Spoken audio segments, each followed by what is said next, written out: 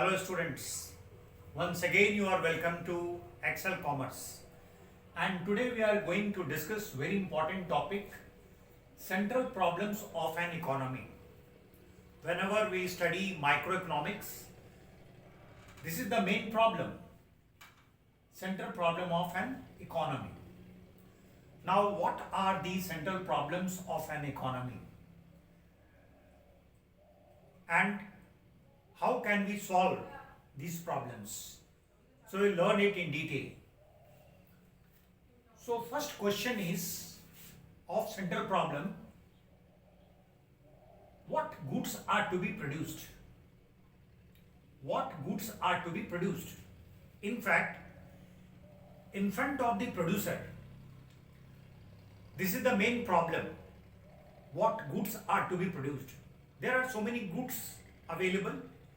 Now he has to select with the given resources that which product or which goods he will produce.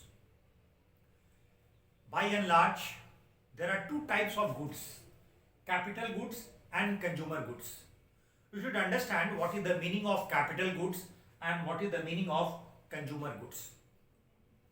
Capital goods like plant, machinery, these goods help us in the process of production. That is known as capital good.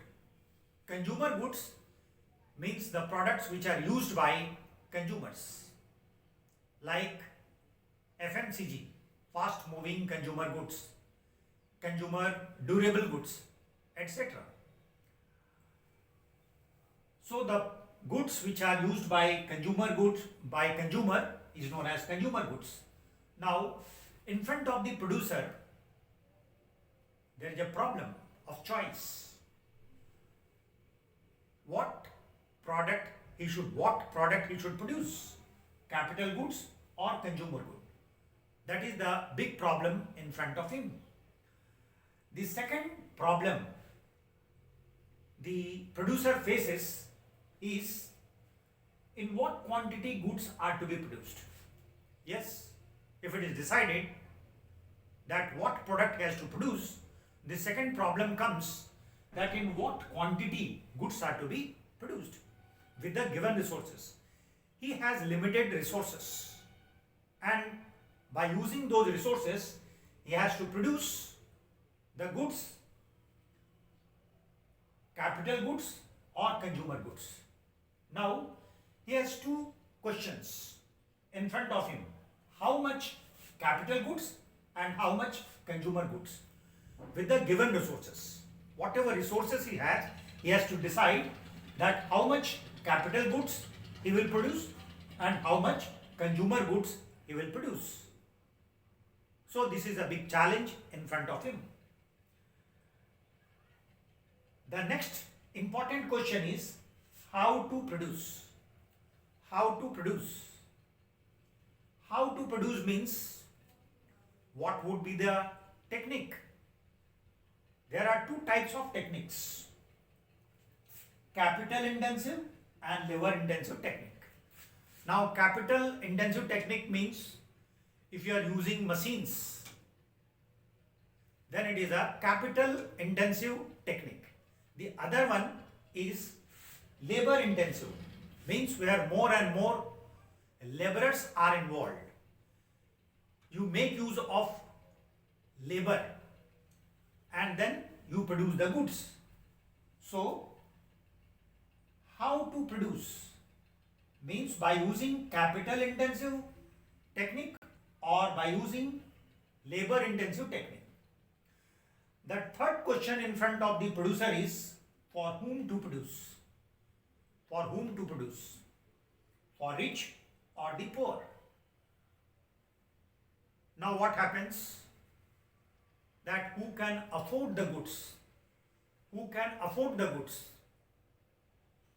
You are producing the goods for them. Who can afford the goods? It means if their pocket allows, then only they will buy the product.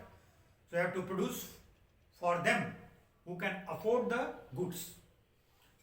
Now, these are the three important problems what goods are to be produced, in what quantity goods are to be produced, how much to produce, and for whom to produce. These are the three main questions in front of the producer. Now, in what way we are going to solve this problem? Or in what way microeconomics it deals in solving all the problems. Now, to understand how to solve these problems, it is important for us to understand there are three types of economy prevail all over the country, or you can say in the entire world. Three types of economy exist. First one is centrally controlled economy, or you can say socialist pattern of economy. Now it is important for us to understand socialist pattern of economy or centrally controlled economy. In fact, in this type of economy, the entire control is in the hands of the government, and the government decides what to produce, how to produce, and for whom to produce. Say for example, all the socialistic pattern of society like China, they use more of this economy, centrally controlled economy. The government decides that what you have to produce, in what way you have to produce, means how to produce. In fact, nowadays, you cannot say that any country follows strictly a particular economy, but it is dominant. Dominant in the sense China follows socialistic pattern of economy or centrally controlled economy. Now there is a market economy. Now what is the meaning of market economy? Market economy, it means the economy follows the market. The way the economy moves, they follow it and decide what to produce, how to produce, or for whom to produce. The inclination is towards capitalistic pattern of society where market dominates, and according to the market it is decided what to produce, how to produce, or for whom to produce. The third one is mixed economy. Mixed economy means there is a combination of public sector and private sector. Both together, they control the economy. It means some products, they are produced by public sectors, some products, they are produced by private sector. So both decide what to produce, how to produce, or for whom to produce.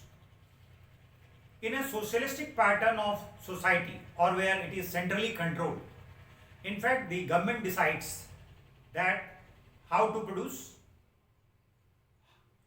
what to produce, and for whom to produce. Say for example, for whom to produce, हम किसके लिए produce करेंगे, and what to produce. We will use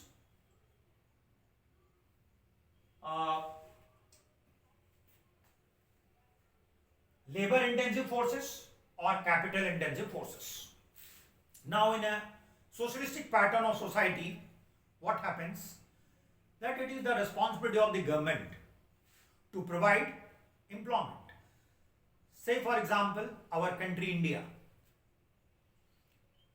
Now the government has a responsibility to provide employment. Moreover, population is great.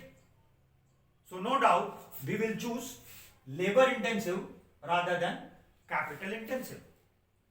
But those societies where there is no problem of employment, rather there is a problem of labor, there they will use they will use capital intensive. It means they will use more of machines rather than labors. So this is the way how all the central problems are solved. Therefore, central problems of economy deals in what goods are to be produced, in what quantity goods are to be produced, for whom it has to be produced, and how to produce. And these all problems can be solved on the basis of the pattern of economy that a country follows, which I explained right now. So I think you must have understood what are the central problems and how microeconomics solves all the problems. Thank you.